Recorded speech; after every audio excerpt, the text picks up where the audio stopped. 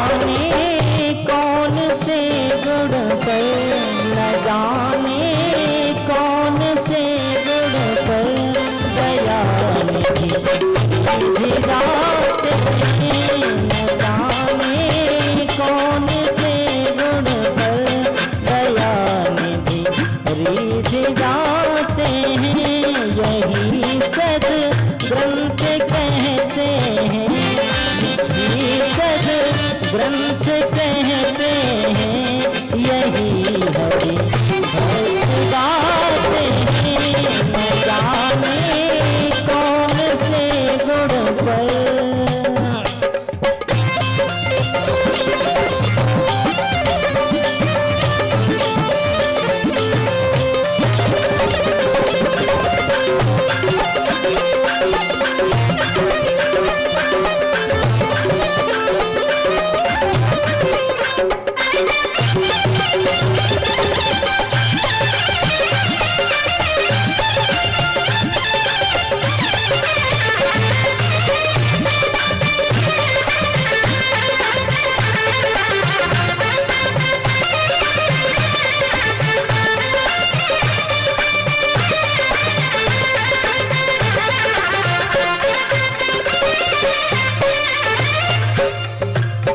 अच्छा, भगवान सभी के साथ समान व्यवहार करता है। भिन्नता और भेद की अगर बात की जाए तो वो लगभग हम लोगों में हो सकते हैं। सूर्य देव रहे, सभी को समान रूप से रोशनी देते हैं, किसी के साथ भेदभाव नहीं करते कि ये गरीब है इसको थोड़ा कम देंगे, ये अमीर है इसको थोड़ा कम देंगे, ये इस प्रकार का है इसको थोड़ा कम, किसी से कोई भेदभाव नहीं। अच्छा, उसे अगर बुलाएं तो उसके लिए क्या रहना चाहिए? एक भाव रहना चाहिए, अभी बताया, और एक सरलता का भाव हो तो और अच्छी बात है। भगवान के यहाँ किसी प्रकार की चालाकी और चतुराई का कोई स्थान नहीं है, और चाहे अमीर हो चाहे गरीब हो उसे मतलब नहीं है। उसे तो भाव से मतलब है, उसे तो सरलता से मतलब है, और उसे तो तुम्हारा जो सरल स्वभाव हो उससे मतलब है। अच्छा, भगवान का निमंत्रण करते हैं नृप दुर्योधन, तो देखते हैं। नहीं स्वीकार करते हैं निमंत्रण नृप दुर्योधन का, नहीं स्वीकार निमंत्रण नृप दुर्योधन का। विधुर के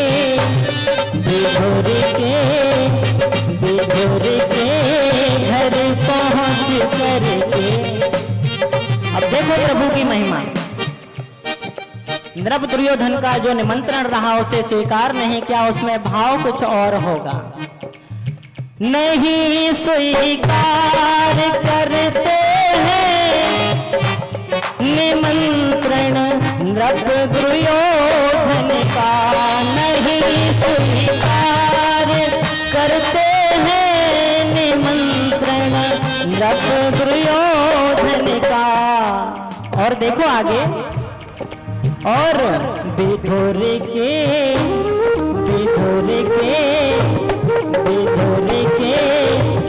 घर पहुँच करके, विधुर के घर पहुँच करके भोग लगा हैं, न जाने कौन से गुण पर दयानिधि रीझ जाते हैं।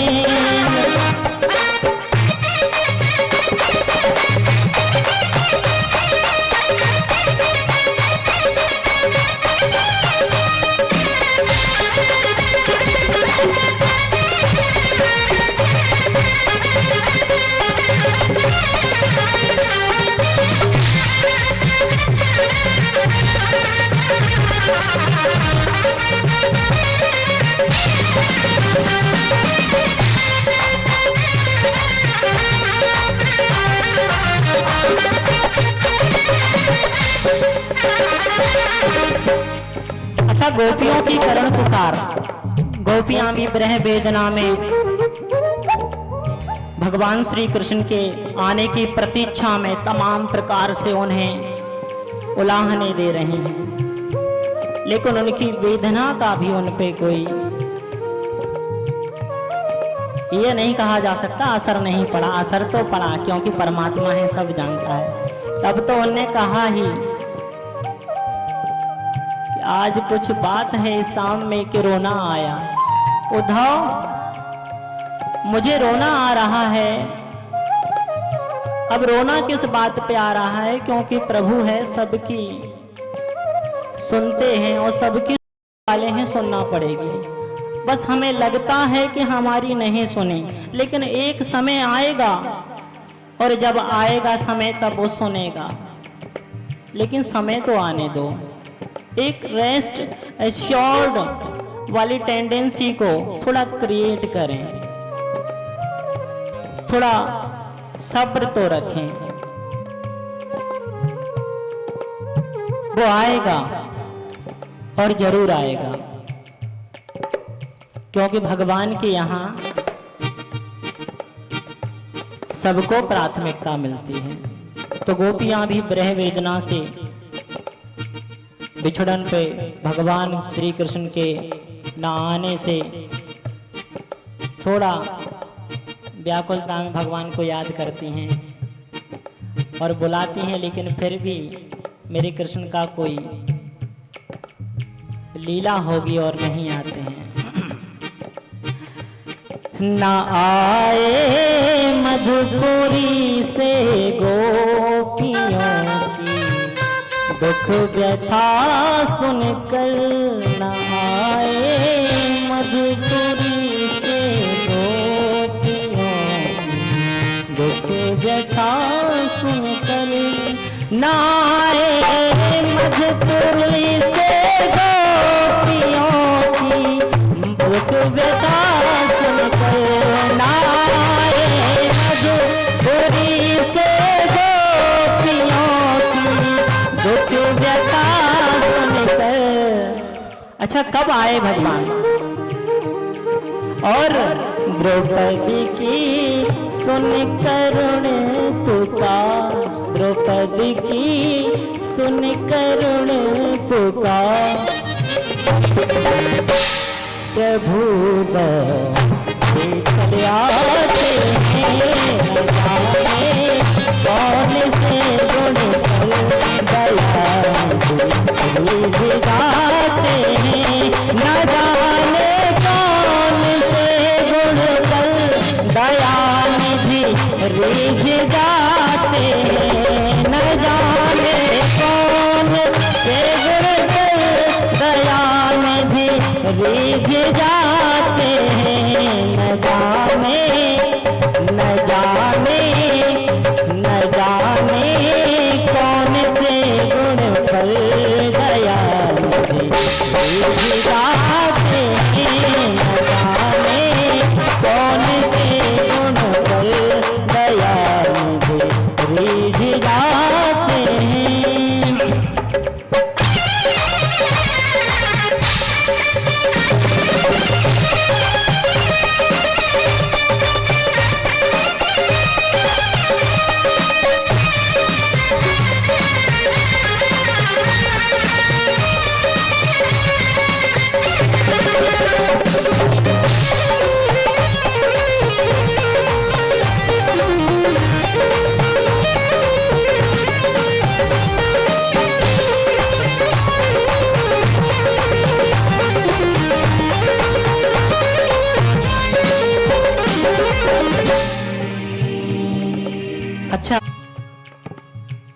तो भगवान श्री राम की पिताजी को भी उनसे मोह स्वाभाविक है।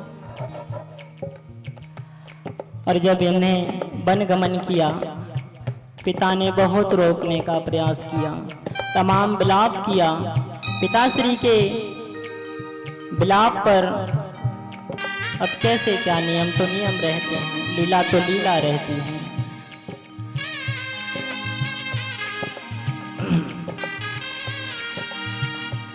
ना रोए वन गमन में श्री पिता की वेदनाओं पर, ना रोए वन गमन में श्री पिता की वेदनाओं पर, ना रोए वन गमन में श्री पिता की वेदनाओं पर, ना रोए वन गमन में श्री पिता की वेदनाओं पर, ना रोए वन गमन में श्री पिता की वेदनाओं पर।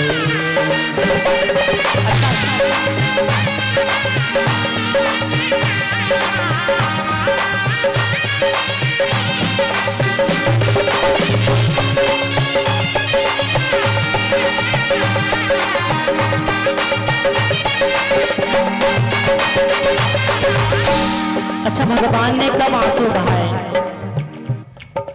भगवान श्री राम की बात करें, हे खगमृग हे मधुकर श्रेणी तुम देखी सीता मृग। माता सीता के लिए भी प्रेम था, प्रेम तो सबके लिए था, लेकिन आंसू बहाने से थोड़ी सी काम चलता है। लक्ष्मण जी को भी निज गोद में बिठा करके तमाम प्रकार से विलाप किया भगवान ने। अब यहाँ देखें, ना रोए वन गमन में श्री पिता की वेदनाओं पर, ना रोए वन गमन में श्री पिता की वेदनाओं पर, उठा कर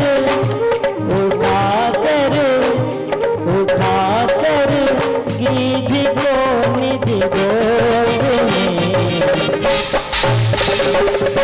आंसू बहाते हैं, न जाने कौन से गुण पर दयालु विधाते हैं, न जाने कौन से गुण पर, न जाने कौन से गुण पर दयानिधि रिझ जाते हैं, न जाने कौन से गुण पर दयानिधि रिझ जाते हैं, न जाने